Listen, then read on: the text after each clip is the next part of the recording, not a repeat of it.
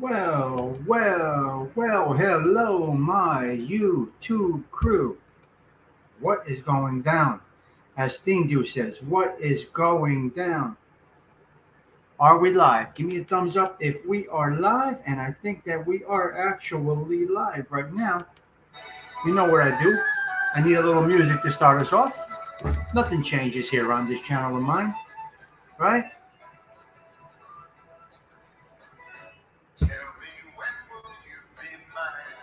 Hello, Claudio. Gianni, Titi has entered the building. Octavia is here, actually. Claudia, Ralphie's joining in. Dindu has entered the building. Hello, Blake. Hope you are well. Appreciate you guys for stopping by this evening. So we'll see how this goes tonight. Ralphie's there. He's working. I appreciate each and every one of you guys for stopping by. Skip. Skip has joined us tonight. What's going down? As Dindu says, it's hysterical. Good people. Good people, good tune, just saying. There we go. Skip. We're gonna jump on in about a minute, and then we'll see where my paisan is. See where Dean is at. Good guy, Dean. Really good guy. Stakes. I have 10, 15 minutes. Dean's not going to be on for a while. Maybe 6:15, guys. I told him I'll be on from 6:15. He might jump in around 6:30. So let's see. I'll talk to you guys for a bit. Let's see what goes on. Let's see what happens. Don't make me pour wine. What do you mean, don't pour wine? Wait, what are you talking about over there? Don't pour wine. I got a glass of wine. I got a little glass of wine over here. Hey, it's what we do, guys. We do that. Let me fast forward through this real quick. Let's see where it lands. I listen to these. I got to tell you guys. I listen to these cover band things. It's crazy.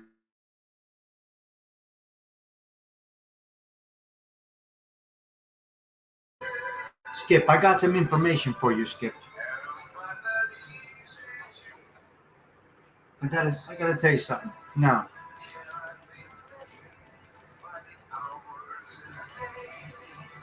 okay, I'm jumping on, guys. Okay, check it out, guys. Check it out. Here's what I got. This lighting might be a little off. Let me make it over there. Okay, check it out. Check it out, guys. Salute. Hope everybody's well this evening. Having a glass of Pinot Grigio. Put on the pinky rings. Put on my red glasses. Chapstick.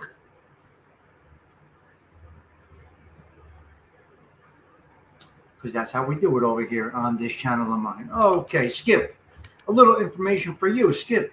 When you do your driving, just go on to YouTube's and search.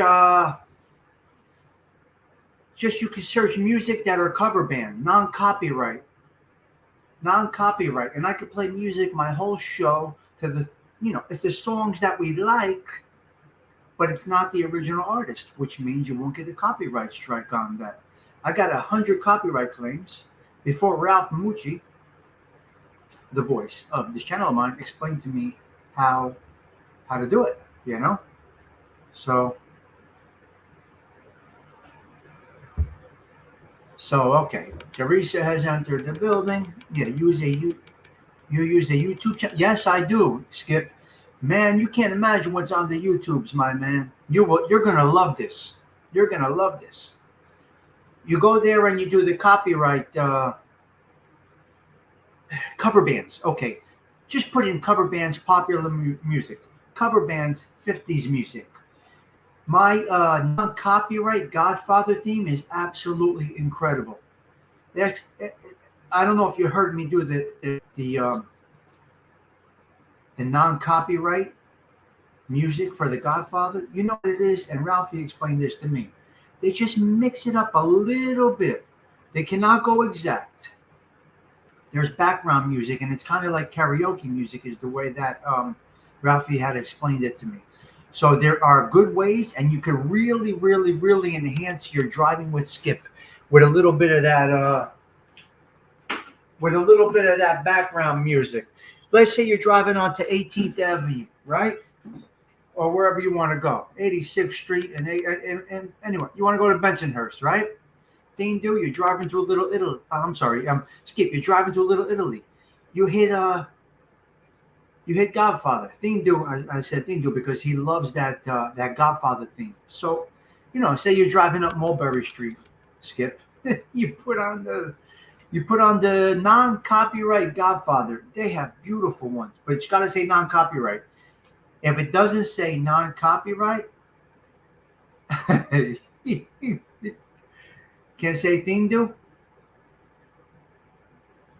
Octavia. But as long as we type it, we type over here. So Dean's going to be coming on. He's not fluent in the internet and all this stuff. So his wife was going to help him get on. I was explaining to him a little bit how to do it. Octavia, I'm sorry. It's been a rough week. Definitely on a few times next week. Skip, even a 10-minute clip, man.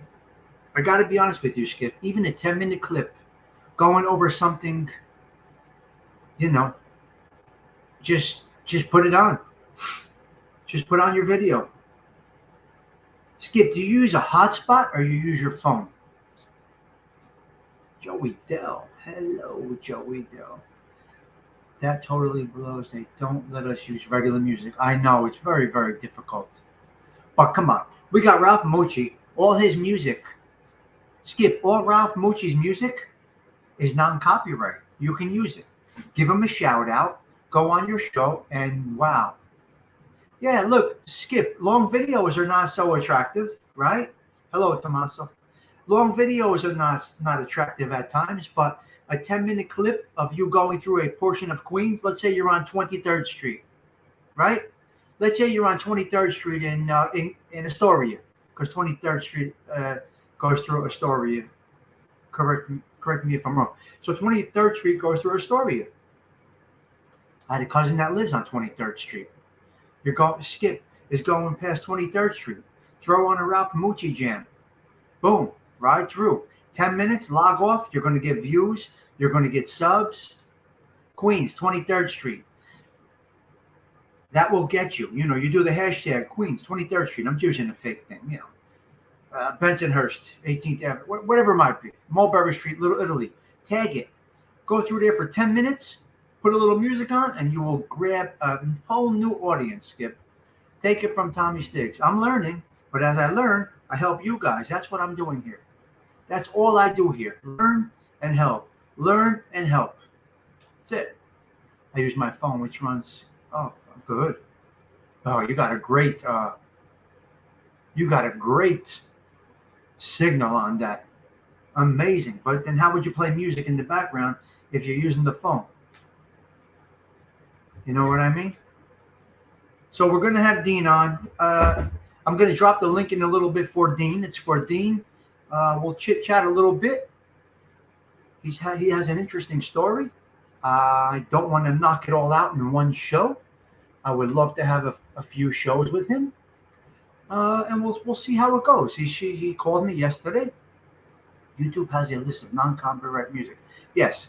But I like our songs. You know what I mean, Mike John? I like our songs. So, beautiful. Skip, you got a great setup. All right. My man Dean is right here. Hello, Dean. I'm going to listen, Dean. I'm new to this stuff too, my man. All right. Let me drop this link. Copy to clipboard. Copy. Paste. Let's see if Dean comes in the background. I told you, Dean, when you log on, you just close out your YouTube and keep your StreamYard open. Yep, two guys shooting the shit. Really good guy, Dean. Really good guy. Let me put my volume is good. My volume is right. If Dean pops in, who knows how it goes. Let me close this email out real quick. And here we All right, people, if you're not already, yes, please sub to Dean Wilkinson's channel. Appreciate that. When Dean pops in, we'll let him in. He'll be backstage shortly, and we'll have a little chat.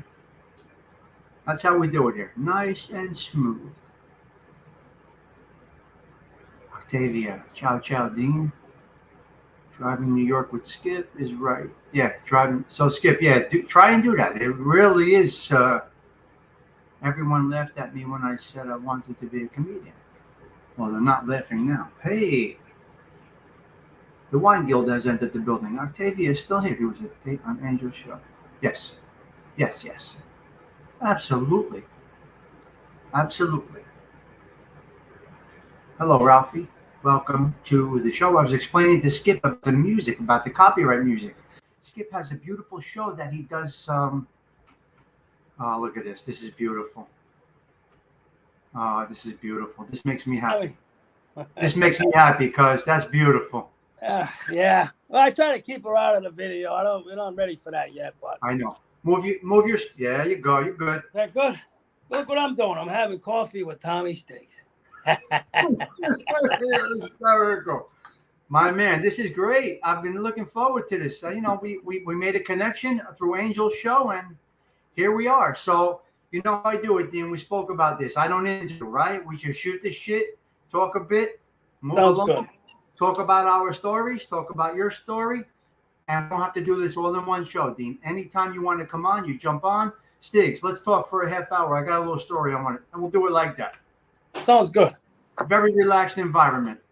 It's all new to me, so I'm getting it's trial and error with me with this stuff. No problem. Okay, so let's get right into it, Dean. Let's get into your little backstory. Start us out where you came from. I may pause you in between.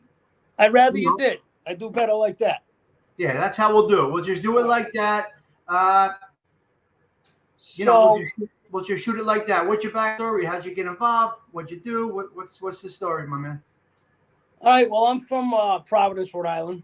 I was on the streets real young, like, inner city kids can do. I was on the streets real young and ended up in the juvenile detention, which we call the trainer school down here. And, I ended up somehow embracing this idea of being an outlaw. I think I was reading too many John Dillinger books or something, right? And and so started this history of escapes from there.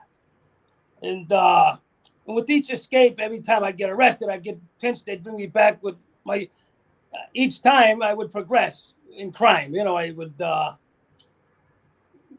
graduate from one crime to another and to armed robbery at a young age. And when I escaped when I was 16, and I ended up shooting a man who survived. I shot a man a couple of times. I shot him twice while trying to grab a bank deposit bag.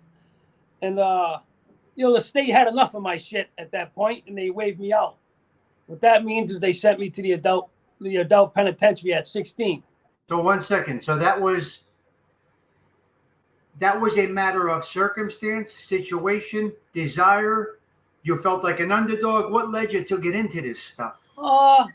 Because for me, I could tell you it was a matter of I was the have-not in my neighborhood, so that led me to do things, right? So that was a really big motivating thing. Well, I do come from poverty. I do have 6 siblings. I'm the youngest of 6, 1 girl and 5 boys.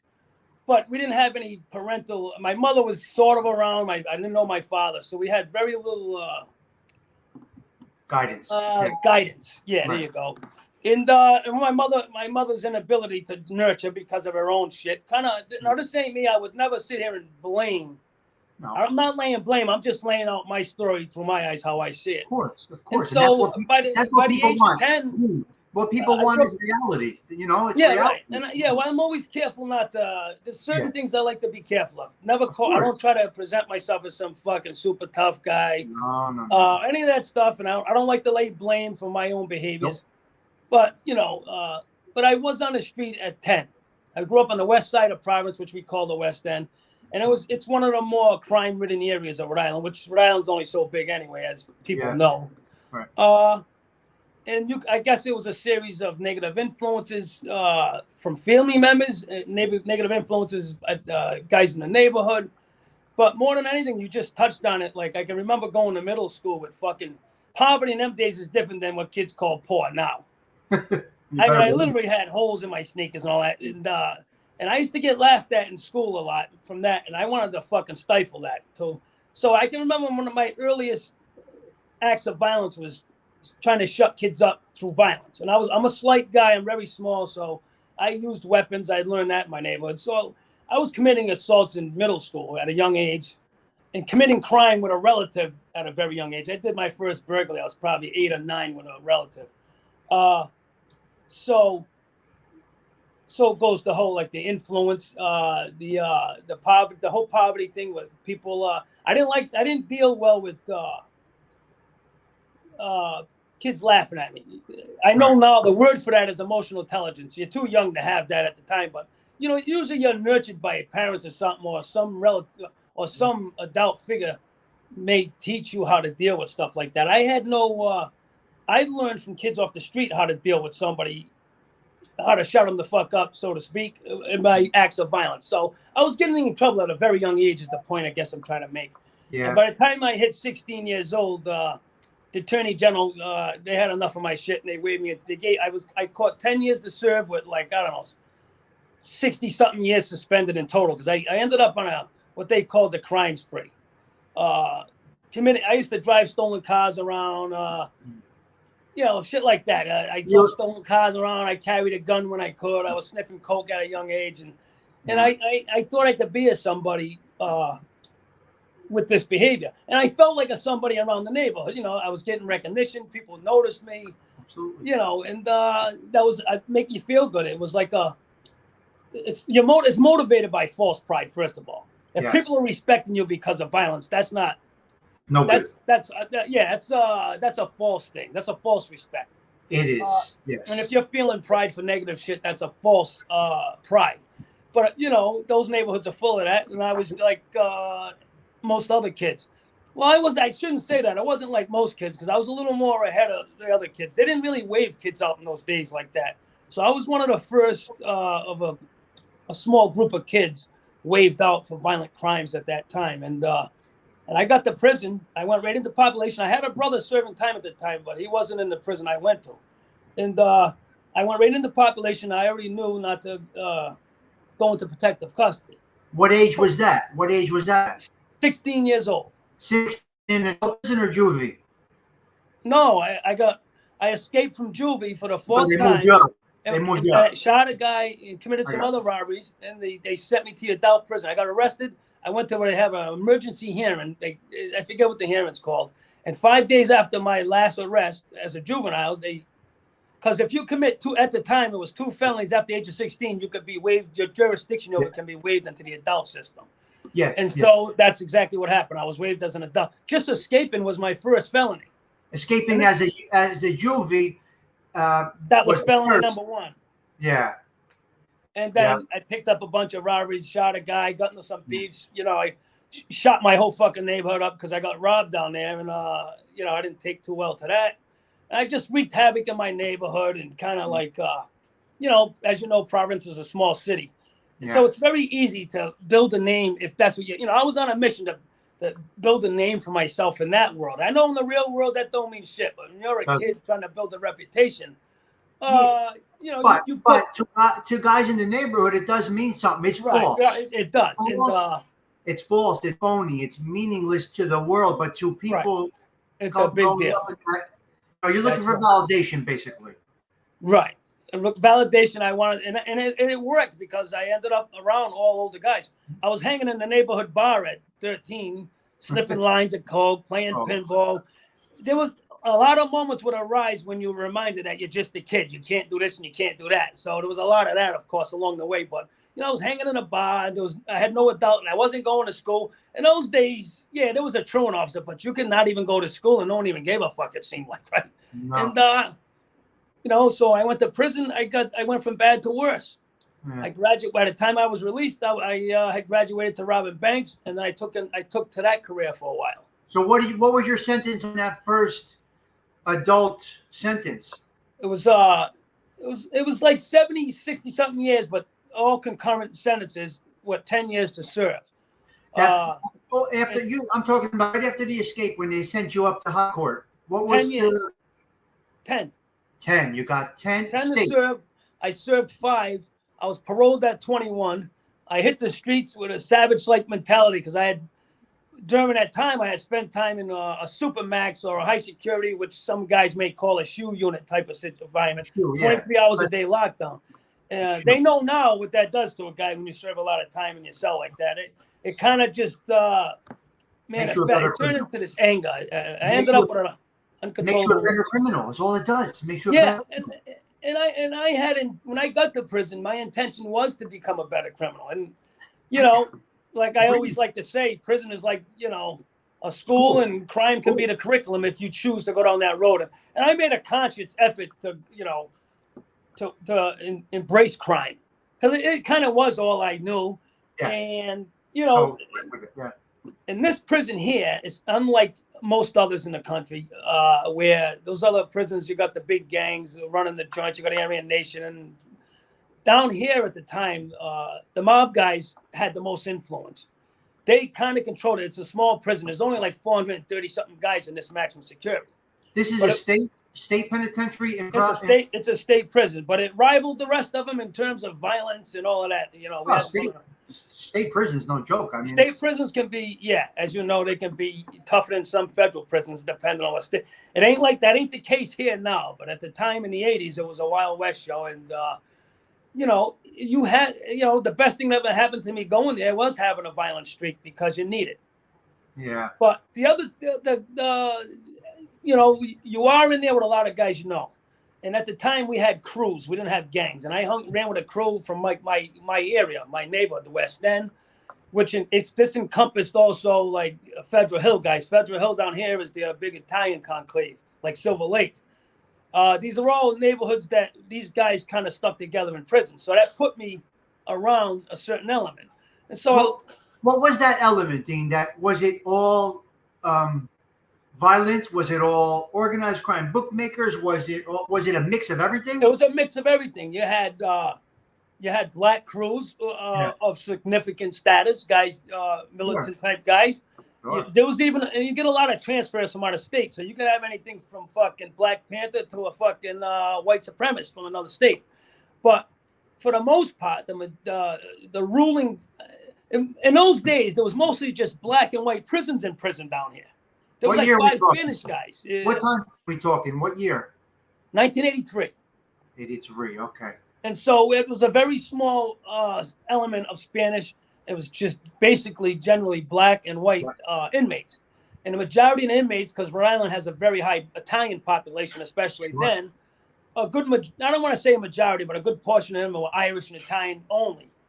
Me, I'm just a mutt, so I'm not claiming any of that. But it doesn't matter who you are in the can, you're either a good con or you're not. And that's what it kind of comes down to, at least around here. You know, maybe in other joints, depends on your nationality, who you're running with. It's pretty much a common thing throughout. Right.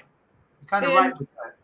And so my aspirations in there was to continue building a rep. And so I got in more trouble. And on I went in prison. When I got out, I ended up coming back and served another 10 years for a bank robbery. Didn't learn a goddamn thing. And in that time, I just went, you know, I started delving into how do you rob armored cars. And you got a lot of guys from Boston. So if you're familiar with like Southie and Charlestown, you have those guys down here. Absolutely. And Charlestown at the time per capita is the armored car robbery capital of the country. Per capita. Those guys, they attribute more armored car robberies to those guys. And so I was impressed with those guys. I got around some of those guys. And I got, you know, you just kind of, it was like school. Prison can be school for a guy looking to improve his criminal skills, and that's what I did. So you say going to college. Unfortunately, it's very true, and unfortunately, you can end up doing a life on the installment plan, as we say. Yeah, which is the road I was on. I served more than an average lifer. Yes. In this state. I served more time than the average lifer would serve here. I did 36 years in total. After that 10 years, I got out. And I thought I was going to put my own small little crew together. I had enough ties to certain element where they needed things done. I was a throwback to another time. But here's the negative to that. come out and try and operate. See, a lot of people don't realize time almost stands still when you do time. Right. When Yeah, you it went does. in, Right. when You you could went leave there in, the same person you went in. That's right. right, you come out a better criminal, but technology has advanced on us. As Vince. And So I was they're a ahead of us. victim of that. But time stands still because your mentality is already there. That's right. That's how you get caught up Oh, over and over. yeah. You basically just make connections and you capitalize on all of that. So when I got out, you're exactly right. And it took me about 9 months to take another pinch for this time, 2 armed bank robberies and an arson. I had a series of crimes. The bank robbery charges were very weak, which is why I didn't go. I got arrested by the feds and the state, a task force out of Boston. But more than anything, they had me on a possession of a firearm, which is for a career felon is that's like 20 years for a guy like me. And they had me on the arson, so they kind of cornered me into. I had no code. They had unidentified co-defendants who never caught time or ever got charged. So I ended up eating a deal for 30 to save myself. At least that's what I felt at the time. And state. I mean, you're better off going to the feds if you're going to serve time. But the problem with federal time is you do so much of it. Well, here's the thing with that. State time, you're going to come across guys neighborhood guys that are doing state time. Federal, right. You can go anywhere in the country. And you meet guys all around the country, right? You'll meet guys all around, but they're not your guys. That's right. That's right. So that's the county and state kind of keep that, you know somebody there. You know what I mean? Yeah. It was only this last bid. I just served 18 straight on the last one. And it was during that last bid where change started slowly coming to me because, the prison had changed so much. There's a difference between an inmate and a con. I don't know if you've ever heard anybody make that depiction, but there's inmate is the weaker element of the prison, and there's more of them now than there are cons. You're outnumbered. So if you're in there with a convict mentality, they'll either bury you in Supermax or they'll send you off to some other fucking place. And so my point is, I kept getting in trouble. I was disciplined several times. They call them bookings for heroin trafficking in there, and nothing but trouble. And it was that I think I was about 40 years old, close to that, when I was in a Supermax the last time, and I had so much anger and rage it was fucking eating at me. I was starting to actually feel ill, and it was that prompted me to try to do things to ease that anger, and one thing led to another that led to me writing in prison, and then that journey led to me a slow change. I didn't have this big epiphany. I didn't find God or do anything like that. I just kind of. It's just that once you go on the road of positivity, you do something positive. That positive change started to come in your 40s? Yeah, I was in my early 40s, yeah. And you're saying it took me years, let me tell you. And even as I sit here, I'm not going to sit here and claim to be this great fucking guy. I'm a guy that just through being practical come to realize, I needed to make a change, but then I met a good woman and then had a kid, and there's things like that that'll hold me in place. And if you're in place long enough with that mentality, then it will start to work. And it was just, I was fortunate enough to work on my own emotional intelligence issues and shit like that. And more than anything, what got me through it is writing. I wrote a couple of novels and an autobiography in there. I only self-published one book, but I'm still working on it. But that more than anything is what kept me in the game. And then, when I came across the word, I like to tell people I came across the word institutionalized and criminal sociopath. My fucking picture could have been in that fucking dictionary when I seen it. You understand? And I didn't like that. Tommy, I did not like that. That's a tough one, man. The general consensus is, and guys like me, the staff and everybody else, they're always commenting behind your back, how this guy don't stand a shot. He'll never, when he gets out, he's all, and shit like that fuels me. You understand? I like a challenge as it is, and I decided to take on that challenge to beat the odds of being a guy who can overcome years of it, and so years of incarceration. So, I ended up going to school, taking writing classes, but what I got out of that was more than an education. What I got was an ability. Also, as a side note, I used to talk to high school kids. Well, they actually started the Scared Straight program in Jersey. One of my dear friends' followers was one of the originals, Jeremy. Right. And actually, I seen something about it the other day, but now it's like watered down because it's a new era. They don't want them to approach it like that. But I got into that program down here, which they call a SCORE program. Oh shit! You hit the out button, Dean. You hit the button. Hold on. He hit the button. Are you still there? Sorry. I got people calling for me. Where you hunting? Yeah, so I ended up getting a barber's license. I don't even like to cut hair, Tommy. But what I did was I engaged in anything that I thought would help civilize, help civilize me. I tried to keep as much as I could out in society while I was serving time. Well, the thing is, you're getting institutionalized, as we say, right? And you get that in a week, unfortunately. Wow. You get institutionalized within days of being incarcerated. What is that? It just takes over your whole body, your brain. We as men adapt within days. Then when you do a stretch of time, you do become really institutionalized is what we say. We call it that. And when you meet your parole officer at first and your probation officer, they do use that terminology. You have been institutionalized. And I don't like it. It rubs me the wrong way.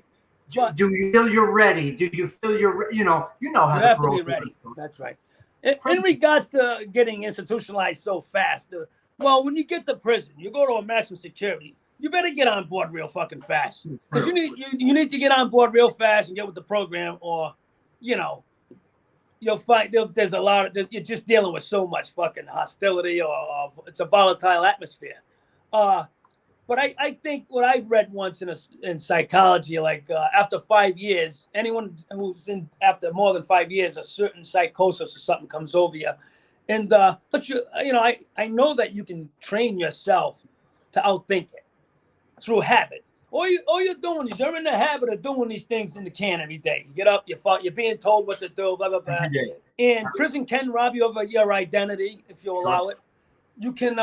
And that's one of the things I liked about writing. It gave me an identity. Now I'm not just a fucking convict. I'm a writer. So you started that writing while you were in an orange jumpsuit, right? So that's right. I was in high security. I wrote a short story. The first time going in, they already strip you of your manhood and dignity they strip us down. They strip us down. They check us top to bottom, and they throw an orange jumpsuit on, and we have no idea what regular clothes look like after that point. So they already start the minute you get incarcerated. Well, at least they try to. They try to. Depends if you got a strong enough mind, you don't allow it. I had that strong mind, but see, I'm just saying, there's a lot of guys who may give in to that. I never gave in to that. I never got comfortable. I never felt comfortable in prison. Always hated it. Wow. I mean, but there's a limitation on how much you carry that hate and that anger around. You can't dwell on it because that'll drive you crazy. I guess you could say through trial and error. For the longest time, I think. Anger can be a motivating force. In prison, a lot of guys are motivated by anger. You could be so busy, caught up in this volatile behavior and atmosphere that you really don't think about what you're missing in life. I know guys that sit around thinking about their wife, their kids so much that they end up fucking never coming out of their cell and really coming undone. I didn't really take that route. Plus, I didn't really have anybody or anything when I went in anyway. All I had was crime. So I wasn't forget institutionalized. I was you can say I reached a level of criminal sociopath, although they say if you call yourself that, then you're probably not one. But it became a culture within yourself. No doubt, 100%. Well, you became a product of it. It took over your whole body and mind. It's just what it does. Well, it's a tough thing to undo years of certain behaviors and a certain way of thinking. That's why a lot of guys can't change. It's too hard. First of all, you're giving up your identity again to establish yourself in a new form, in a new way as a legit. I mean, I'm never going to be some legit Joe, and I don't even care to claim that. That's not my goal. My goal was to stay out of prison and be a good husband and a good dad. Whatever entails after that, so be it. And if I can help people, you got a lot of people rooting for you. I mentioned you to a lot of people. As you can see, my chat, they're really complimenting you. You got people that don't know you are proud of what is going on right now. And let me tell you something, Tommy. I started out initially just wanting to sell books. I was going to tell prison stories, but I had a problem with that. I don't want to sit here like in a braggadocio form telling about violence. So if I tell a violent story, something is attached to it, like the first guy who tried to press up on me. You understand? Or something like that. And then as I started trying to not give advice, because I'm not a counselor, but when I explain to some people how I deal with issues like when I'm angry, what it turned out, a lot of people, viewers, started responding in such a positive way. It kind of started taking me down a road where, hey, maybe there's something to, doing your videos a certain way. That's And great. thanks to the viewers, you kind of gave me a platform to work off. I don't have an exact plan. All I do is videos. I talk about. Wow. Bro, you're just like me with this thing. Same exact way. We just go with it. Yeah, right. I just go with it. I'll sit down and go with it. You just be yourself and do it, right? Yeah. Well, listen, without my wife's help, I know she's my manager. Sometimes she comes on, sometimes she doesn't. But you'll be seeing more of Carol in the future. She's got a whole platform of her own she could put on here. But in the future, we're gonna take a look at that. But she's great. That's your support staff right next to you. Right now. Oh yeah. Oh my God, unbelievable! You'll have positivity with my crew. I can guarantee you that 100%. This crew right here, that's in my chat. I don't know. Yeah, I picked up on that. I don't know what made you end up coming on to my show per se. I don't know. I have no idea. I can tell you, my wife, she was scanning for sites that we could potentially go on and get some recognition. And as you know, there's a lot of people engaged in. Some people excel or they gravitate towards a lot of negative stuff, and that works for them. In fact, I would never criticize anyone for that. Whatever works for you works. I just know that I don't have the ability to go down that road. So my wife came across you and the positive vibe that you give off in your show. We figured, let's try this. Plus, I got a phone call from somebody who got a phone call from somebody from your town. They reached out to me and said, why don't you give this guy a call? And I said, well, good. I was already thinking about it. So there you go. It was meant to be. Beautiful. Yeah. We're positive guys. We know the past. We know the history. The goal is to live a positive, legit lifestyle. And it's very difficult. It can be difficult at times. Let me ask you a question. For me, speaking about it actually does help. Although I don't do much about it on my platform. Does it help you or does it take you back? Like after we're done tonight, will you be like all screwed up or you feel good about it?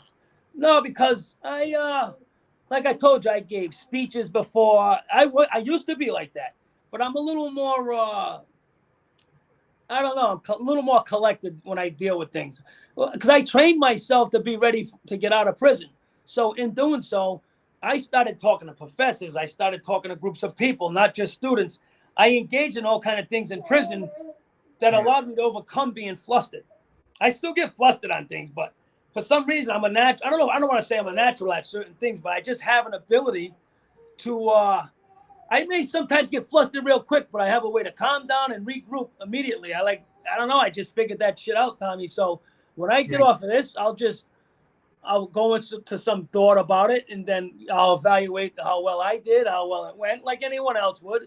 And maybe do I correct something? Do I made a mistake? I'll just evaluate the whole thing, and I'll prepare for my next video. But does it help you or does it hurt? Oh, yeah, of course. Absolutely. It feels good when you talk about it, right? Oh, you're discussing it? Oh, yeah. Anytime you're discussing, and I was a guy, I was a closed-mouth guy. I come from that area where you don't talk about shit like that. You don't talk about what's bothering you and all that shit. And I'm not even saying I'm even actually promoting it because not everybody's for it. No. I guess I could promote it I would say that it works for me. Not everybody. And I don't just go randomly talking to people, but as you have it, I'm fucking talking to hundreds of people now. But yeah, of course. Yeah. What helps me is when I get feedback and people tell me, Dean, you're doing a good job. You actually help me understand certain things. That I get something from that I'm actually utilizing all that negative shit from my past. I'm not saying I'm out here saving the fucking world, Tommy, but some people are telling me that it helps, and so it's kind of got me leaning more towards doing videos and on shit like that where I can not teach people but enlighten them. Like you got family out there you got people who have family members or loved ones on their way home from prison or just got released, and they don't know what to do. So I give them tips on how you may be able to approach this person, depending on what kind of time they did, where they were. Like, for instance, if you got a hardened ex-con who just did a bunch of time and you know he was engaged in a bunch of violence, what is a certain approach you want to use to this guy? A lot of people don't know how to approach a fucking ex-con. They get all messed up. Right. I got family like that. Well, There's now also they used not. to be. There's also, I believe, not enough exit programs. They just open the door and let you out, give you a brown bag, right? Yeah. We don't even have halfway houses down here. They use drug programs over Island. We got one federal halfway house, no state one. They use sober houses as a halfway house down here. So, Not okay. The same shit happens in Jersey. They don't have. There's no exit strategy. You know, there's no exit strategy. They give you a bus card, and you have to have an address to get parole. the thing is, you can't rely on them for that. You got to rely on yourself to figure it out. It's all you. So it either makes you a better criminal or a civilian. Now, That's right. you know, That's right. It's tough. It's tough, but you got to keep it positive. Keep doing what you're doing. You got a great platform. Your book, I put the link for your book up here. Oh, I appreciate that. I didn't even see that. We'll get people to your channel. I want to get you to that 500 mark if I can help you get there. And then you get that community tab. You could drop links in there and beautiful things. You know, listen, all at once, it seems in the past month or several weeks, this has been just falling together for me. Man, I tell you, I couldn't be more humbled by it, Tommy. It's been really one hell of a ride the last few weeks because, people showing a fellow a lot of love, man. You gotta like that. Because where I'm from, it's a small town. A lot of people know who I am down here, and I get a lot of there's a lot of negativity directed at me, even if people are doing it fucking indirect. And there's a lot of people that are on board with, I'm not saying either I'm looking for either one or anyway, but I'm just telling you that's my situation. So to have all these people from outside of Rhode Island, it almost validates what you're doing and makes you feel like you are on the right track because you may question, beautiful. Am I doing the right thing here? Because the old Dean would have never did a fucking video because it just seemed like the wrong thing to do. Sure. But I'm not in the life anymore, so, You know what I say about the social media? People criticize and, that shit's no good. But there are positives and negatives to this whole social media thing. I'm using it as a positive. Obviously, you're starting to use it as a positive. This is a positive for me. A lot of this stuff, look, I'll use a few examples that kept me on the track. Coaching, wrestling. My son got wrestling.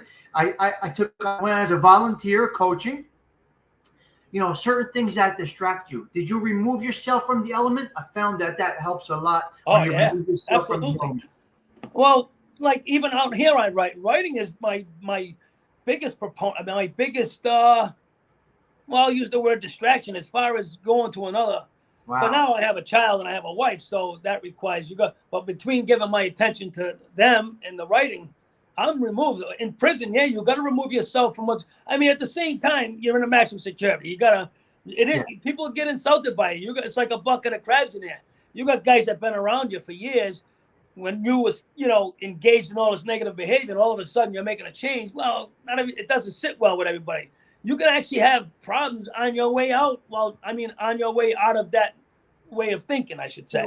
Yes, you are. So, there's negativity that comes with trying to change. And there's a lot stacked against you when you're trying to you're an underdog working from the bottom.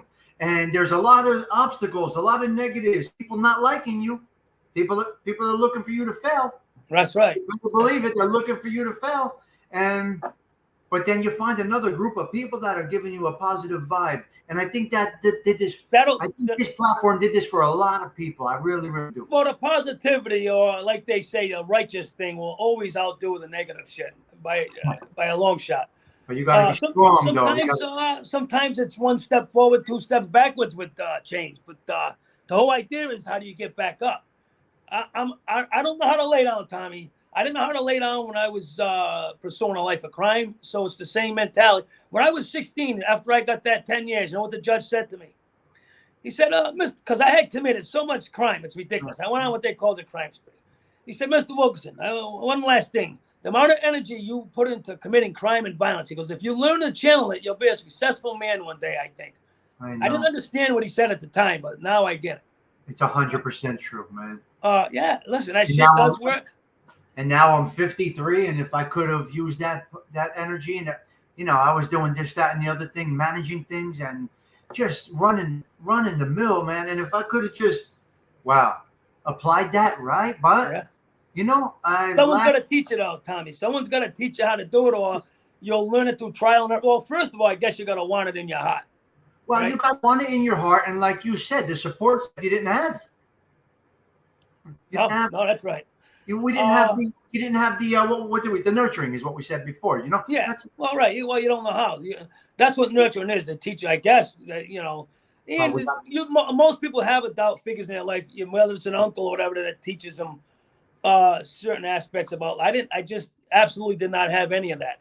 My whole family was on. We were on our own trying to survive, each of us. So as I got a little older, like two of my siblings, I got a lot of support from them. But at that time, I wasn't receptive to change. At my first 2 bids, Tommy, I wasn't trying to change. It ain't like I tried to change and failed. This is my that's what I first said. It was making you a better criminal. That's what it was. It was school. Right. So, listen, I was on shaky ground for a hot second when I got out, but my wife has helped me see the light. Yeah, my wife slapped me around a little, Tommy. Well, you got a precious little baby there. That's number one. Okay. That's she's a little down. We have so many people that know that growing up with their dads. We said they were out working on the railroad. Yeah, right. I made a conscious, life-changing decision. I was given the opportunity to do so. We spoke about that, and I actually took advantage of that. Some people do not.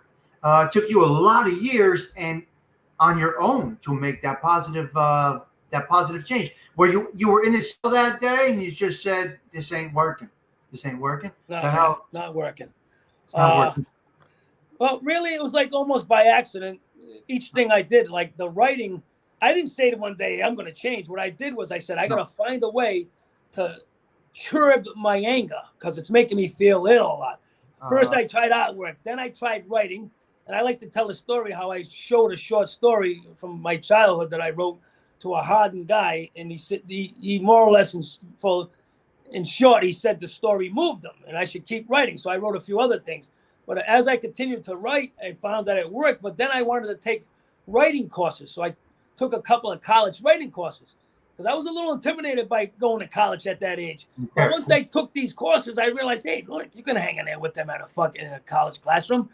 That led me to wanting to go to pursue my associate's degree, and I did. You did it.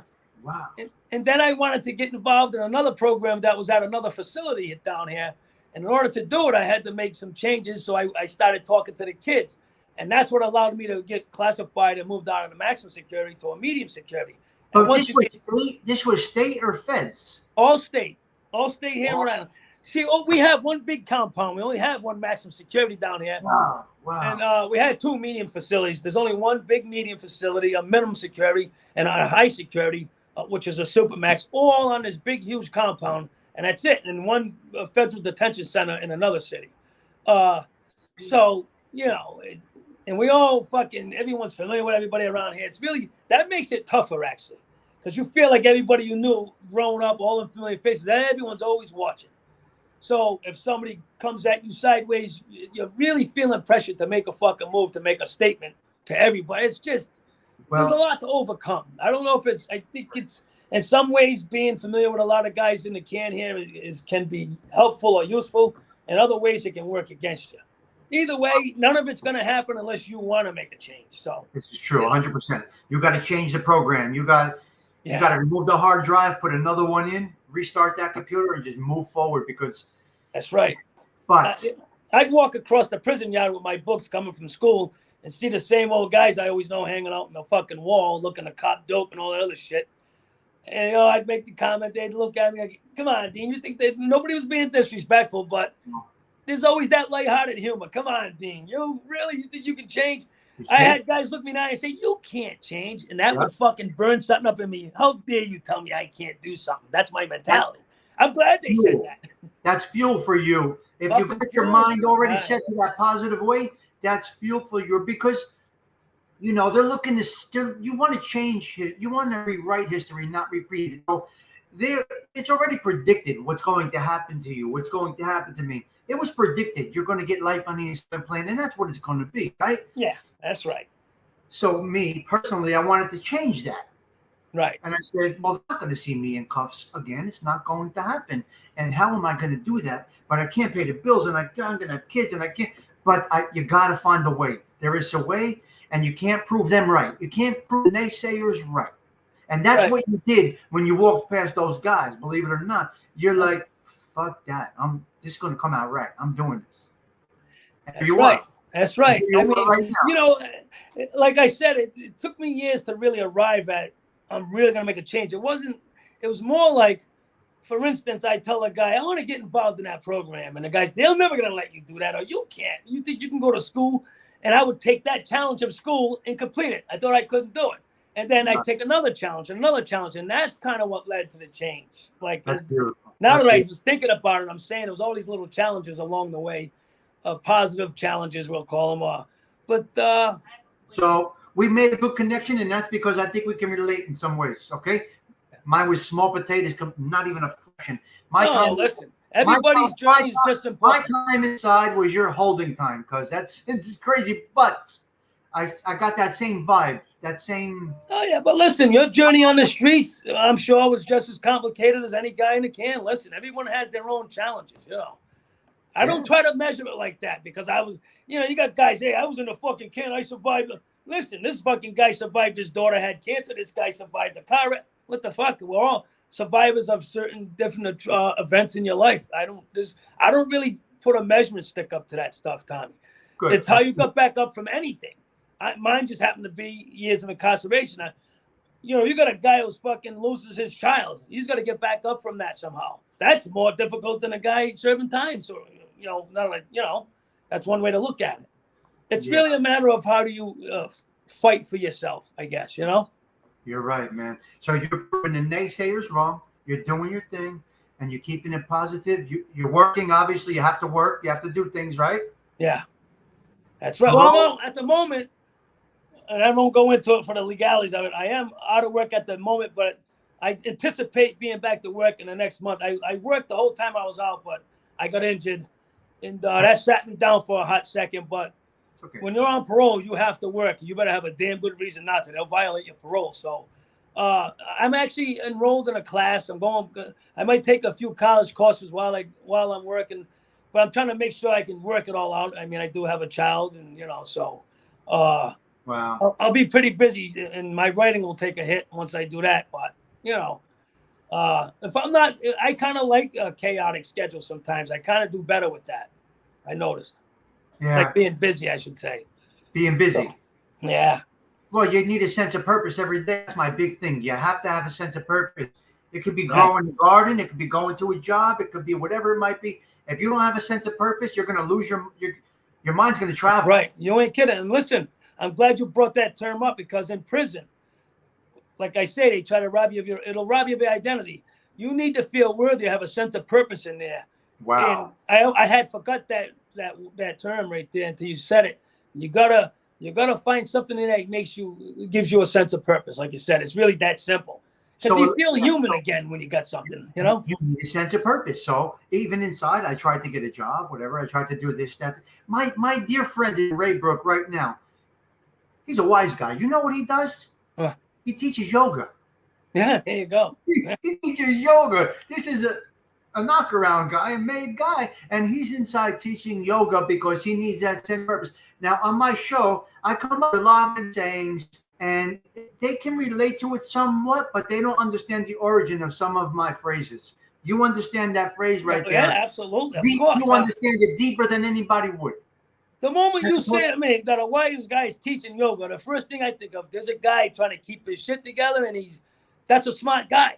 That's a guy that understands himself. He understands what it takes, and maybe that wasn't his first choice, but he got to it, and he realized when he got around it, he realized, okay, I can do this. That's what I did. I took the barber's course. I don't want to cut hair. I have a barber's license, 2,000 hours in school, but I needed to engage in something, you know, and so there you go. So, but when he, you know, you in the federal joint, you can use the correctional links email system. Right. So I talk every day. I send my friends positive message. I try to lessen the blow, you know. Yeah. And I say, does this work for you? Like, do you look forward to these talks, our messages? And you cannot imagine how much they really do. Yeah, I mean, I didn't elaborate on that because I don't want to ramble on, but that's another thing I did. I used to use I would make a phone call anytime I could to anyone that I could speak to, just to get that sense of what's going on. I'll just listen to their complaints, what they got going on, because it just kind of got your head out in the world. A lot of guys don't want to do it because it reminds them of the street. Me, I'll talk to a woman who's having who's pregnant, or a guy who's going through a divorce. It just keeps you with real live stuff, because you lose sight of that stuff in prison. You're not exercising your emotions in there like that. It's one emotion all the time, pretty much. Anger. Yeah. You know what I mean?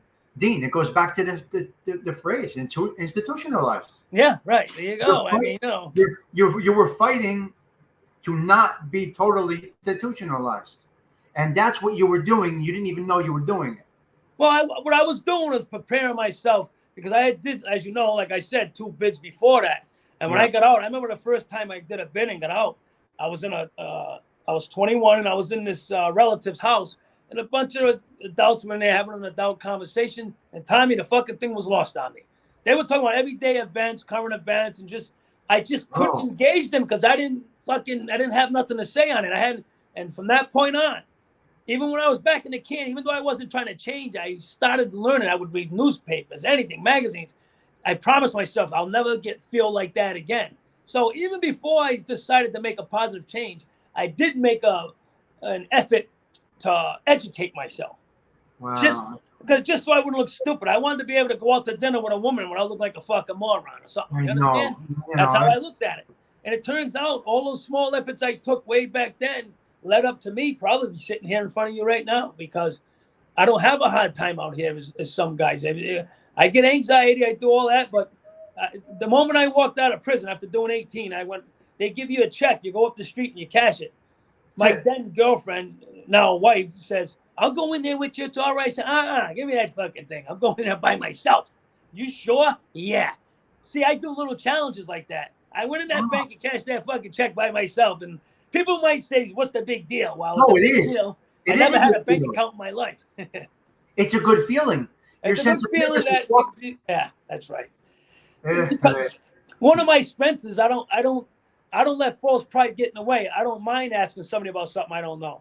I have ways of doing it. I'll use humor.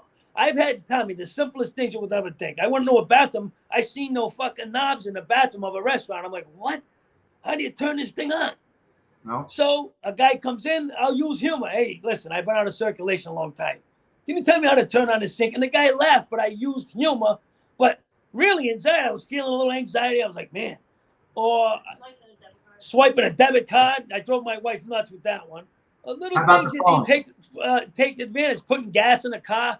When I was a kid, you picked up, you put it in. You didn't have to fucking. So a lot of little tiny things that, you know. How about the phone thing? A friend of mine was in for 25 years. A friend of mine was in for 25 years. He came out and he said, well, what is this? So what is this thing? Now, see, what it was. In my case, I came out, I said, I know what that is, but I just don't know how to use it. See okay, good. That's good. So yeah. I knew I was going to be up against it. And so I got an iPhone 12 handed to me from my wife. And I've been driving her nuts ever since to teach me how to use it. And I'm getting better and better at it. So, and I don't, I get frustrated, but I will not. I know guys will say, fuck this. I won't do that. I'll get mad. I may want to throw the phone, but I'll get right back up and say, give me it. I got to keep doing it. I'll waste another hour of time trying to figure that one little thing out. That's how my mind works. I have to know. Well, so you were determined to learn it. Yeah. So you were determined to get it right. Let me ask you a question. Now, you know, inside you got to be very meticulous somewhat. You got to have your shit in order. Your towel has to be, you got to waste, right? I already know where you're going. Go ahead. I don't like that shit, and I deliberately will make a fucking mess. I've been in guys' houses that had, before, when I was out before, hang around guys, you go in their room, everything's in the room, it looks like a cell. I refuse to give into shit like that. I won't even buy the same type of deodorant that they would give us in there, Tommy. That's what you're going to ask me about neatness and OCD and all that. When I found myself being OCD like in there, I deliberately broke that cycle. I said, I'm not going to go out there and start putting my stuff in my bathroom. Everything has to be just right. I'm not saying someone with OCD, that's a big deal, but if you're living normal. Right. So I didn't fall victim to that. There's a whole bunch of little things. Dean, guess what you did with that? You broke the institutionalization. That pattern, right. Sometimes I could be shopping with my wife. I don't even tell her why I don't want that. She knows now by my body language. I'm not going to tell her I don't want to use that men and deodorant. I'll just say, no, not that one, this one. What's wrong with this one? No, I don't want that one. Because I didn't want to explain what's behind my decision to not want something. But I say to there's nothing in this house that I've seen in prison before as far as food items or anything like that. I just won't have it. Maybe that's a little going too far, but no, it's good. I'm past all of it now. I don't even think like that anymore. I've overcome that aspect of acclimating back to the world. You're doing better than probably 90% of people that have been inside. I used to warn guys in there. You better get ready. The world is changing. You better learn what you. I would, if a guy came in the can, Tommy, who wasn't a felon by trade. Yeah. Let's say he was either a white collar criminal, maybe, or a drunk driving accident where he killed somebody, but the guy was a working man. I will gravitate towards that guy because let's say I heard he worked at a bank or something or did some other shit for a living. I'd rather I got to a point where I want to have a conversation with a guy like that. Yeah. I got tired of talking about crime. So I would learn about the world through guys like that too, like things I didn't know, like how to have a bank account, shit like that, I did a lot of work, Tommy, on myself, You jailed well is what we say. They jail well. You jail well. I made the best of the time. Let me tell you something. That only started about 10 years ago.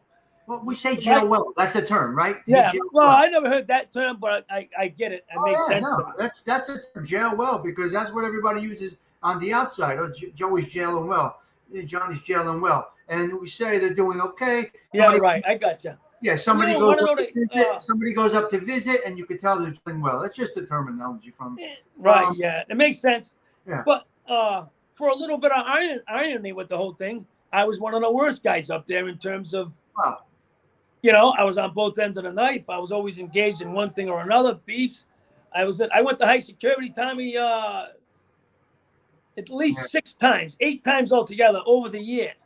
I mean, I was really caught up with here's what I tell a lot of people about that.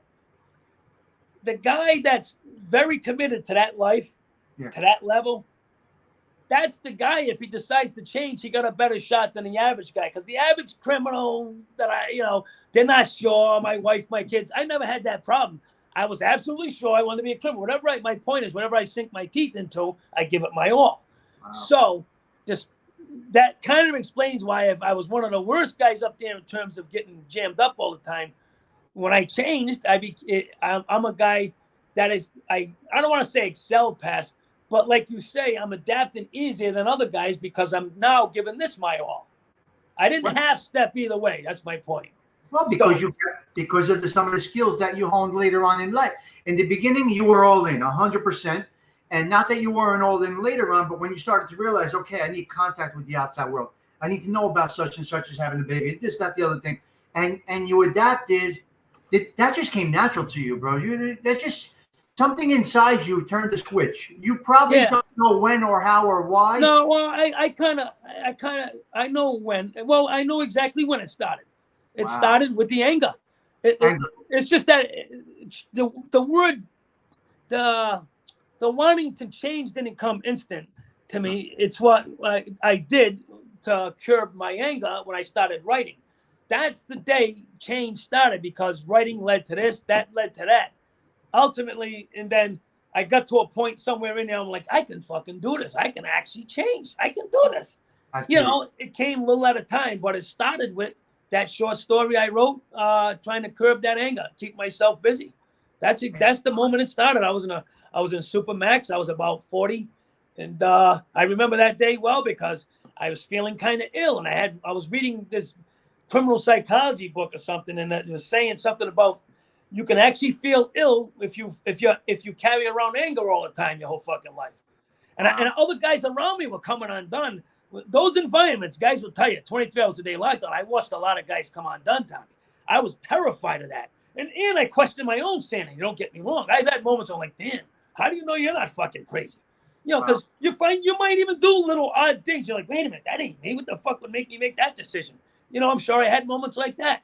Yeah. And it scared me, Tommy. I tell you, it scared the hell out of me. I'm like, man, prison's you're at the time I was like, you're 40 years old. You're doing a 30-year bid. You only got like 5 years in.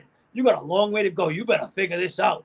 And I used to pace my cell 23 hours a day, man. And then by the time I got back to Max, I had found my footing with writing, and Wow. I keep saying over and over, that led to ultimately to wanting to change. Wow. But let me tell you. Now look, this conversation went a little different than it typically does go with jail. We did not tell jail stories.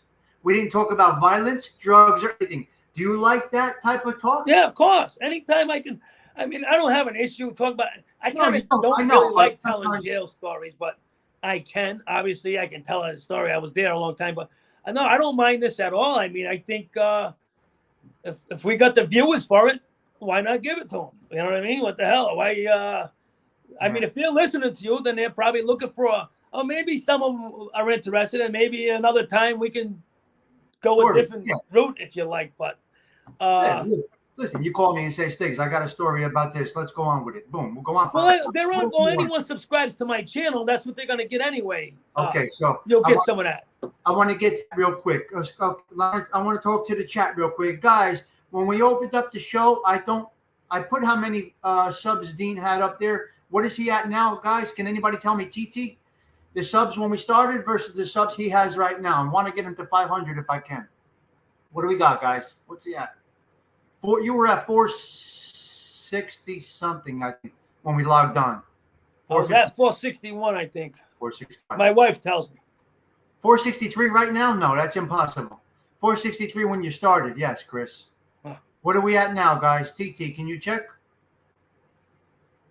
I would love to know. I kind of like that when I could get somebody. In real time, huh? I don't know. It's crazy. Just my thing. I know, Tony. What's his sub level right now? I'm not going to look at my phone. It's at 463. My wife told me. When you started? Yeah, no, that's where it's at right now. But listen, that takes time. Not everybody's gonna react right away, right? Okay, good. Listen, it's good. 463. Either way, it could be indication on whether or not they like this. How the interview went, right? Yeah, it's gonna go great. Look. So we talked about this, and I said let's do it live. So you can do it as a pre-record, or you can do it as a live. I kind of like to do it as a live, work off the cuff. Yeah, right. See the chat a little bit. They're complimenting you. You'll be able to go look at this later. It takes a little while for the chat to come back up, and you'll see all the beautiful comments in that chat. It's hard to read them as we're doing it, but you got nothing but positivity in there. Really nice comments. Well, I appreciate that. Let me tell you something. I'm humbled by it. It's nice to know you're doing something that people are responding to in a positive way. I mean, I don't go around preaching positivity to people, but if you know me or if you're hearing me talking, that's what I'm pursuing. What I'm trying to do is get a peace of mind. I never had it my whole lifetime. My whole life has been in turmoil. So I'm only now beginning to experience a peace of mind in the past. Since I got out, it's been improving. And I'll tell you, I like it. So you were in a total of 36. A little more than that. It's 7.5. I did 10 straight almost to the day. Then I did 18 straight almost to the day. So yeah, about 36.5. Yeah. But everything in between, you were on paper, so you were still doing time. And there's a couple of months in between. They sat me down with technical parole violations. But yeah, my whole life I've been incarcerated, and I was in a juvenile joint. That's what I was going to say. Paper or incarcerated. It's pretty much. I'll tell you what I like to hear when people say to me, if they don't know I was incarcerated and they talk to me first, they say, Dean, I would have never known you served that kind of time. And that's what I'm looking for when I hear that, because I don't like to wear that shit on my sleeve, Tommy. I don't want to. Some guys like it as a badge of honor. It's a beautiful thing. I served very little compared to you, but they don't know it. I don't think I give it off immediately. Maybe later on in conversation, you start talking. Yeah, right. They could catch up on it. But I think I can meet somebody new, and I don't think they're going to know it. I tend to give it away too easily, and I shouldn't do that. But I'm just used to being a real dude, Tom. I'm a real fucking guy. This is who I am. Take it or leave it, type of thing. But I guess if I'm trying to maybe acquire a favorable thing in business or something, I wouldn't do it. But, So how long have you been out now? How long are you really out right now? About 16 months. I got sat down for a month. I had a technical parole violation. They sent me back just to the jail section, not the prison. But about 16 months, right? You're 16 months old into your new life. Yeah. With a And this, 7 month old daughter. exactly. So you listen, bro. You got to keep that sense of purpose every day. Keep that positivity going. Do not let it get you back, and I don't think it will. Speaking to you now, I can really tell. No, I Like, had enough of that time. got I'm your head on on some new straight. shit now.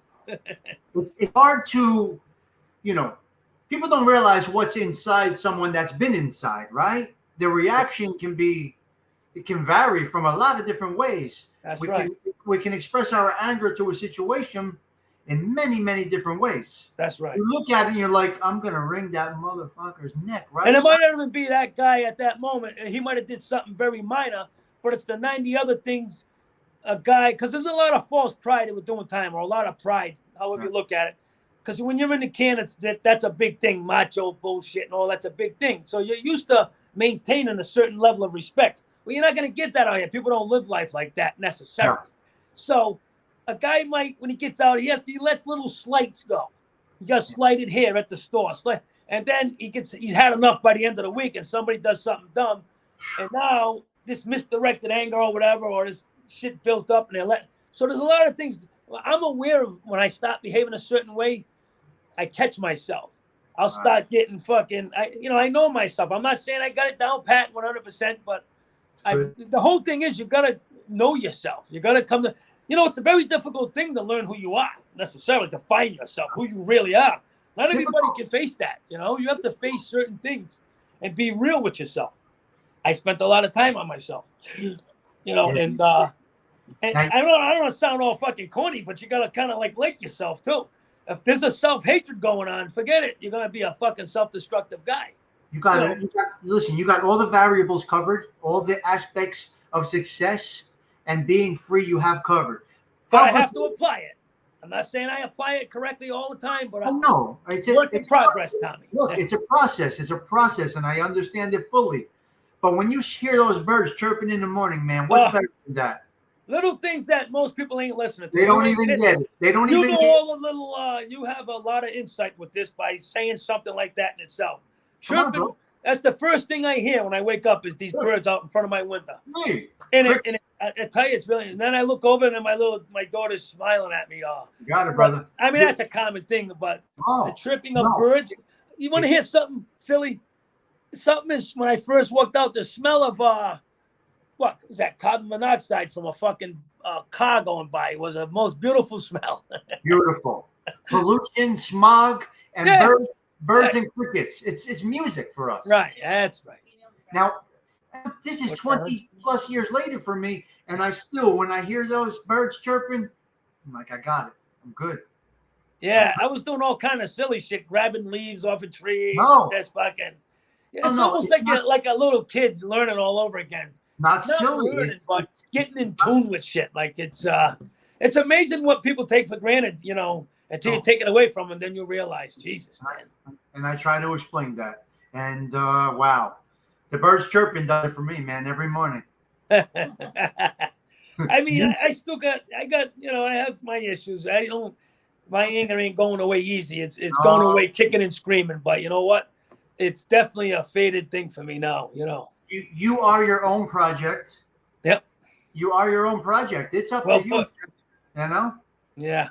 You ain't kidding. So let's leave it at that if you'd like to for now. That sounds good. We can resume anytime you like. Cozy, cool here, comfortable environment, no stress, no drama, I like it. Nothing. We just shoot the shit here. Two guys chatting about it, trying to give you a positive vibe, trying to get you subscribers and support you the best we can, Well, no, I appreciate it. And to all your viewers, like I said, I'm humbled by it. I really appreciate you guys letting me come on to your site, your channel, and express myself a little. Thank you. All right, my man. You got a home here. All right. I'll be in touch soon, Tommy. Okay. All right, buddy. Have a good night, Carol and the baby. Have a good night. She said bye. Good night. Take care. Thank you. Thank you for stopping by. Appreciate it. All right. All right, guys. So that was. Hold on. He's still on. A lot of people, they need to learn how to. You're still on, buddy. There you go. He's gone. Okay, guys. I'm back. As you can see, I don't really like to watch the chat too much while I have a guest in the room. I try to give them my attention. But I really don't know if I can go back in the chat. We didn't catch a buzz from it. Just saying, we didn't catch a buzz from it. Okay, I got to go back in the chat. Well done, appreciate that, Johnny. You guys have been supportive to Dean. It's really appreciated. I like to see when guys turn a positive, turn a negative into a positive. He's 16 months home. He's a baby here. He's a baby on the outside. But you guys see how I do the birds chirping and all that stuff every morning. There's reasons for it. When I use a term like sense of purpose, there's a reason for it. I can't explain it all, obviously. And, that's not what my show is about. But, I just try to keep it, I don't know, just try to keep it this way. Hope you guys did enjoy that. Like I said, it's never an interview on my show. It is a sit down. Two guys been through some stuff. Obviously, me nowhere near what he has been through, but I try to try to make him comfortable. Have a kind of semi similar mindset in a lot of different ways. Like we said, you get institutionalized. Unfortunately, you can get institutionalized within a week. It doesn't take 3 years, 5 years, 10 years, 20 years. You get institutionalized, unfortunately, within a week. I could tell you sometimes within a day. We as men, we adapt to our environment, no matter what it might be. Illnesses, change in jobs, change in life status, change in marriage, change in this, change in that. We absolutely start to adapt within 24 hours. Yes, not an interview, two people just conversating. Yep, Tony, that's just how I like it to be. That's how we do it. Anything else, guys? Anybody else want to jump on? I'll drop the link again. It's right here. If anybody wants to jump on, give a comment, say anything at all. I'm here. Before I log off, I'm going to log off. I'm going to go relax. Hopefully see Judge hit that 61. If not, if anybody wants to drop in for a quick minute, you're more than welcome to. And drop those channels, guys, please. I did 2 decent. I know, Gianni. But Gianni, you appreciate those things that, you appreciate those things, those birds chirping as we were talking about. I surprised him with a few things, but I think it helps.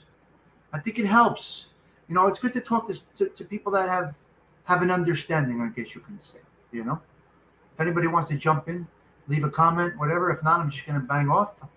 I'm on for it. This is pretty good for me. I got those. I don't want to go those 2 long shows. I want to go very, very long. Talking to you guys and having a guest on, and I'm still at 1 hour and 20 minutes. I think that was pretty good.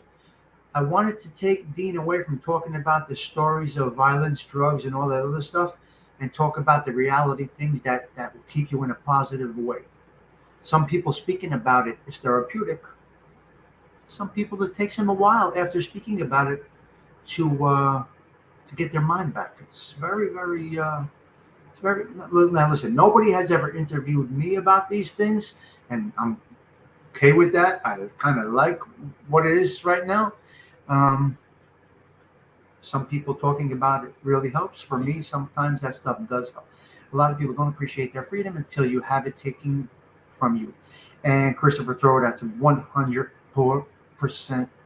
Tommy, your show keeps getting. Thank you, Tony the Night Owl. Thank you. That wonderful voice of the YouTubes. Tony the Night Owl has that voice. Dean is a wealth of advice. He has the book out there. Please subscribe to his channel. There you go, Gianni. Gianni, man, you're right on top of it. I appreciate that. So Gianni's right on top of it. If you guys can please give him a sub. Thank you, Assassinino. I appreciate that. See, it's not Assassinino. Assassino. And some people get it wrong. Assassinino. It's Assassino. Destroy the rats, assassinate the rats verbally. I mean, come on. How do you get a better name than that? That's incredible. How did you come up with that, Assassin? That's great. That is great. If anybody's new, subscribe. Yes, please hit subscribe. Dean is at 4683. I double checked. Let's push him. Yes, we'll get him there, TT. Remember, instead of doing a pre-record, I said, let's go live. This show will be there. He's tagged in it. People will see it. You were saying it wrong. I say it wrong all the time. This is what we do. Tony, I say it wrong all the time. But you can't say anything wrong with that voice. Come on. You got the golden voice. It's like a Sinatra voice. It radiates. I mean, it's inviting. I can't fix this lighting. I don't know. Be that as it may, I need my chapstick. Yep, please drop us. Assassino. Assassino.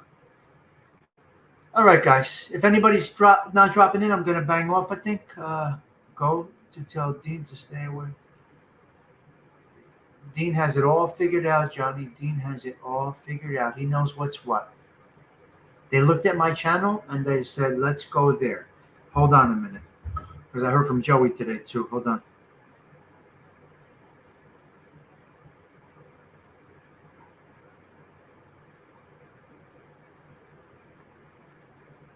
Okay, hold on a minute, guys. I got a message from Joey. Okay, hold on a second.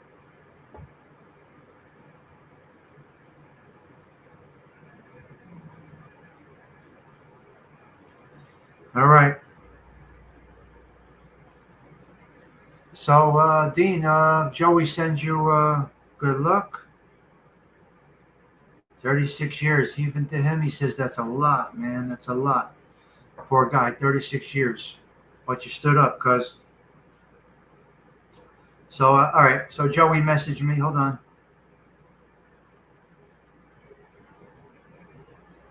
All right. Hold on, Ralphie. I'm here. I don't know if Joey watched it. Hold on, Ralphie. Hold on, Ralph. I don't know if Joey watched it, but he was messaging me about our show, me and him. Ralphie, what's up, man? What's going on, buddy? Hey, Tommy, excellent show. Yeah, you liked it? Excellent show. You made him feel very relaxed. He was very relaxed when he was talking. And I got to tell you something. I got to give Dean a lot of credit because he completely turned his life around, and it just goes to show you that it's never too late. He's got a wife now. He's got a baby. He's doing other things. He's looking at things positively, and I'm really God bless that guy. Really, God bless him. It was an excellent interview, one of your best shows. Wow. And I'm working, but I was listening to the whole show on and off, and going into the chat. But thumbs up, pal. Thumbs up. Good, great show. Great show. And I knew coming in here, he saw the show and he says I think that's where we need to be. And he reached out to me last night, and I said, "Let's go, Dean. Let's just do it." Wow. I said, "It's not." He was. It's just like having. It's just like you two guys were sitting in the living room talking. That's how I wanted to feel. That's the way it was. just chit chatting and him telling his story, and you listening, and then you coming in. It was a very relaxed atmosphere, and the people in the chat, they were very respectful. Well, the people in the chat are always good. We got a good crew. I should say we now, but no, it was very good, Tom. I commend you 100%. Excellent show. I got to run. Hello to everybody in the chat. Stay well. Right. Hopefully, I'll see you on Sunday night. Tom, I'll talk to you later, buddy. All right, later. Thank you for stopping by, Ralphie. Thank you. All right, that was nice. Okay, that was good. Ralphie stopped in. If anybody else wants to stop in real quick, feel free. He's very lucky to have such a kind, loving, understanding wife that goes along with. She's supporting him. It does help. Yes, Tony the Night Owl is a self-motivator, just has to keep it positive. It's not easy, guys. It's not easy. Once you get institutionalized, it's not easy. He's very, he knows what he knows. He's got it. He's got everything the way it should be for success on the outside. The number one thing he broke, the OCD thing, because inside, people typically have to be very organized. There's no other way. You get very little supplies. Like I remember I was in county, we didn't have Q-tips. Something stupid like that, you guys don't even realize we didn't have Q-tips. They wouldn't give us Q-tips. Can you imagine? No Q-tips and no Marlboro Lights. And I smoke Marlboro Lights and I like to keep my ears clean, but no Q-tips and no Marlboro Lights. But something so simple like that, no Q-tips in jail. So you got to keep everything you have, you value, you take care of it. You get institutionalized, and that's what happens. And he's breaking that cycle, and that's great. He doesn't care that there's a little sloppy mess around. That's awesome. That's really, really good. Gee, I guess you're right, Gianni. Yeah. Now, I think I was before, neat. Neat. I was always neat. But yeah, you're right, G. Wow, it's so crazy what it does to you. And, talking about it does help some people. I definitely wanted to steer away from the war stories. I didn't want to get into war stories. I wanted to keep it positive for him, you know? OCD with some things. We are. This is true, Tony. 100%, Tony. You're 100%. Oh, there was no bit. Well, I was in a. It depends, I wasn't in single. Unfortunately, my first portion was 12 people, and my second was 24 people in one cage. In one cage, 12 people the first, and 24 the second part. Crazy, crazy, crazy, crazy. But anyway, be that as it may, it's time for me to bang out. I hope that you guys did enjoy the show. If anybody else wanted to come in, the link was there. If not, I'm going to move along. Mods, I don't know if you had any work to do tonight. My capo de chinas. Danger, did you have to do anything tonight or everybody behaved? I'm not sure. I will, once the chat comes back, I'll be able to go look at it later. I think it takes about 12 hours. Dean, if you're watching still, I think it takes about 12 hours for the chat to come back. Thank you, TT. Thank you for being on guard. I appreciate you. Yes. All right. That's great to know. Buffalo Billy. I love how he spells that. We got to get back to your kitchen. All right. Okay. No issues. 30-something people hanging out, listening to our show. This was a great show, T. I really, really appreciate all of you guys. You guys are awesome. So you make this worth it. You make this worth it to do. You're going to see more things like this. You're going to see more things like this. Now, we spoke about Joey Merlino many times on here. He's not ready. The message today was we're not ready yet. He's going to launch an actual podcast along with the website. Mine is not really a podcast. It's a channel. Once he's set up, we're going to launch. That's the message today, okay? So when Joey's ready, Joey's ready. Obviously, he found a positive place to launch, which is here to get it to a certain group of, a certain segment of the YouTube world. Probably kind of like what Mikey Scars is doing with RJ. You know what I mean? Getting it out with a YouTube content creator and then start his way. So we'll see how that all goes. He has some good war stories too. Yeah, Tindu. I wanted to. If you want to jump on Tindu, it's up to you. The link is there. It's totally your call. But I could say it. I just wanted to steer away from the war stories. I wanted to keep it. I wanted to keep it positive. Italian Goodbye, Phase 3 and 5. Everything great. Hold on now. I got to find an exit song. What am I going to go with? I'm going to go with Cycles, Ralphie. And I wish Steve Marinello was here. He's not in the building tonight, is he? Steve, are you here, my man? Steve Marinello, are you here? I hope Joey likes the digs and sticks around for a while when he does the show. Yeah. Johnny, I'm looking at it like this. Joey is a regular guy. We shoot the shit. He's like, fuck, he did 36 years. God bless that guy. That's what he was saying. And he did and Joey did a shitload of time. You know what I mean? Joey did a shitload of time, and he's saying, damn, he did 36 years. God bless him, Which is nice to hear from somebody else in that world, It's just, come on, where's Cycles, Ralphie? I can't find it. Here we go. We're going to go out with Cycles, okay? That's my boy, Ralph Mucci.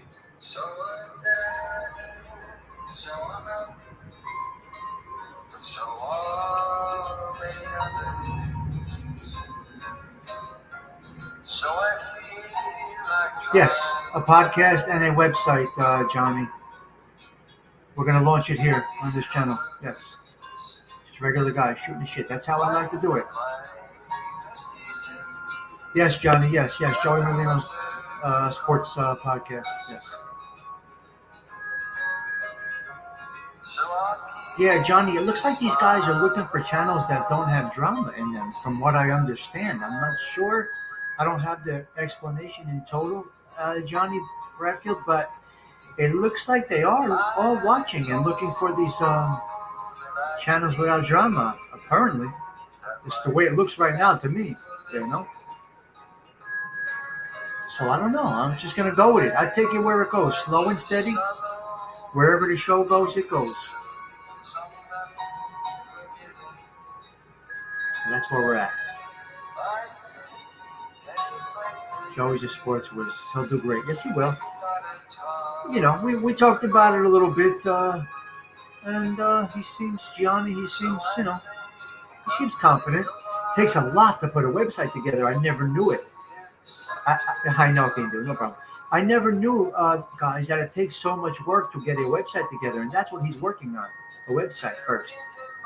So he wants to do it efficiently, and when he is ready, not half-assed, and that's smart of him. But he told me to start promoting it. He said, start promoting it. We might not do a show next week, but when he's ready, we'll do it.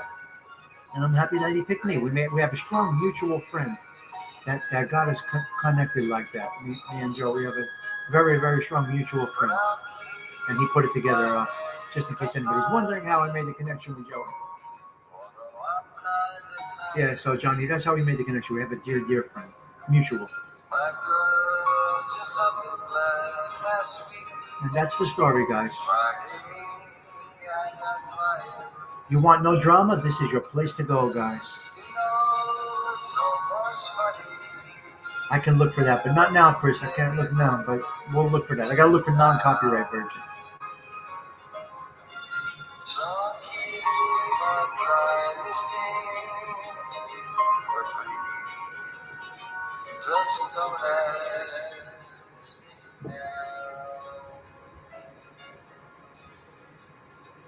So I always like to end with a song, sometimes related to the show, sometimes not.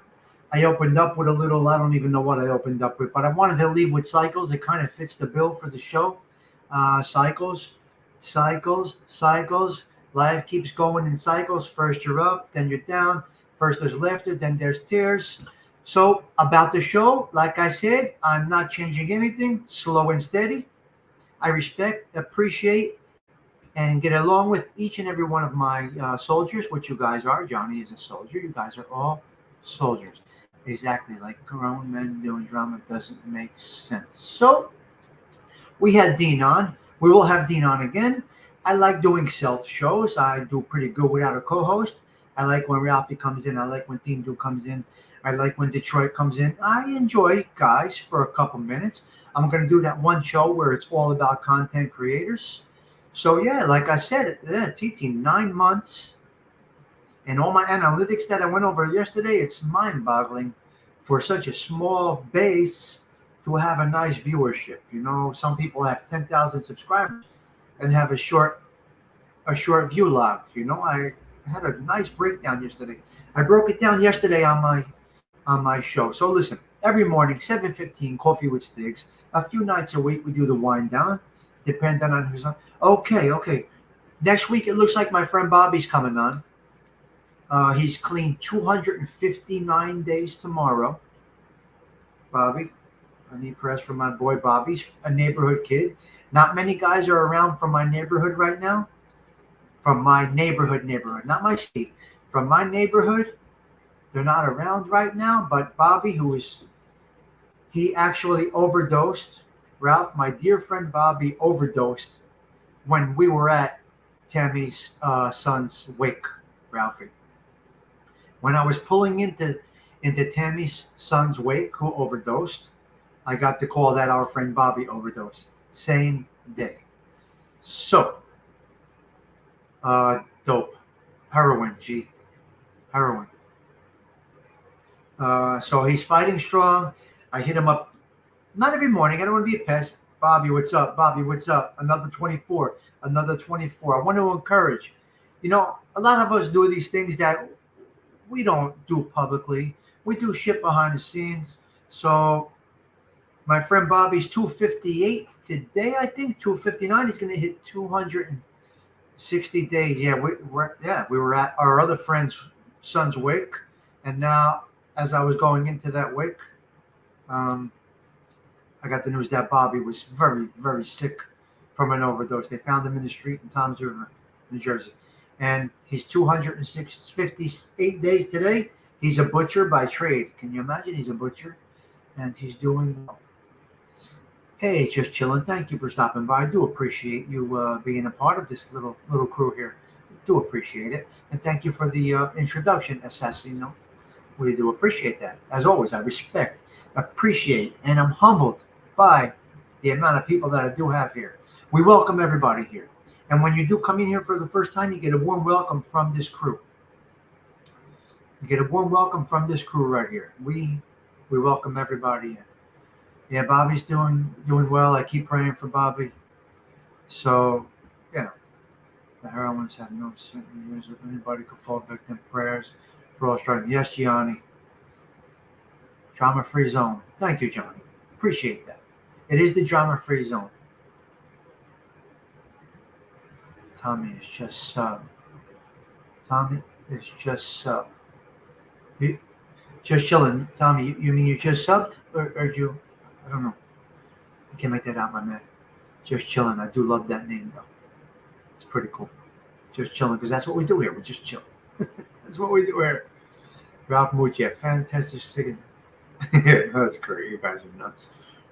Just chilling. You said you just subbed? Is that what you said? Just chilling. Welcome. Oh, Tommy, all love from the West Coast, baby. Checking in from the West Coast. All right, just chilling. Just joined our show, our crew. Welcome, just chilling. We appreciate you stopping by this evening. Hopefully, we'll see more of you. Look, just sub. Thank you. Appreciate that. Well, welcome, just chilling. We appreciate you coming by. You're going to get positivity here. No nonsense. I do about a half-hour show in the morning. Sometimes I go longer at night, and here's where we are. Yes, we get to relax, and we all need that. Very good. Chill vibes. Got that. All right, guys. I'm gonna bang out now. I'm way over my time span. I'm at 1 hour and 40 minutes, and that is long. Does anybody know? 7:15. Coffee with Sticks, guys. If you know how, please share video. Let's get Tommy and Dean some views. Thank you, Gianni. I appreciate your support always. TT, of course, Ralphie, all my crew, all of you guys. Dean, do it. You guys, I got a great group here. Got a great group here. I don't have anybody blocked. What do you think about that? I got nobody in the bathroom. Nobody. Guys, thank you once again for stopping by. I may do a follow-up clip. I am not sure. I'll see you guys in AM. If God blesses me with a wake-up, it's out of my control right now. If I am blessed with a wake-up tomorrow and things go the way that they are supposed to go, I will see you guys at 7:15 a.m. for Coffee with Sticks. Tomorrow morning is probably a freestyle show, 7:15. Freestyle show Friday. I typically don't pick a topic unless something really bugs my brain. And I say to myself, so let's talk about that. Otherwise, Friday is freestyle. All right? So, guys, I'll see you in the morning. Keep it positive. And thank you once again for being a part of this channel of mine. Tommy Stiggs out. Ciao for now.